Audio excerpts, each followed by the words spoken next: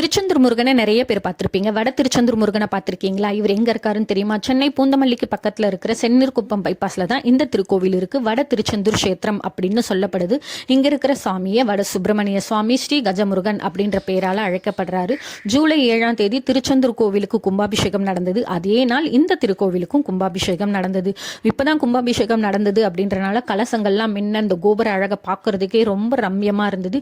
ஒவ்வொரு கோவில்லையும் ஏதாவது ஒரு சிறப்பம்சம் இருக்கும். இந்த கோவில்ல கூட நான் ஒரு சிறப்பம்சம் பார்த்தேன். பொதுவா நம்ம கோவில்ல முருகரை பார்க்கும்போது முருகர் வள்ளி தெய்வானைன்னு சேர்ந்து பார்ப்போம், இல்லைன்னா முருகரை வெவ்வேறு கோலங்கள்ல தனித்தனியா பார்த்திருக்கோம்.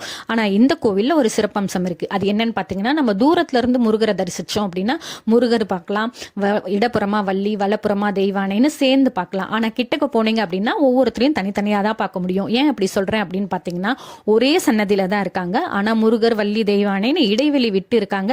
அதனால பார்க்கும்போது பாத்தீங்கன்னா தனித்தனி சன்னதியா தெரியும். எப்பயுமே கர்ப்பகிரகத்துல இருக்கிற சாமியை காட்டக்கூடாதுன்னு சொல்லுவாங்க. அதனால நான் காட்டல, திரை போட்டிருக்கிறனால அப்படியே லேசா காமிச்சிருக்கேன்.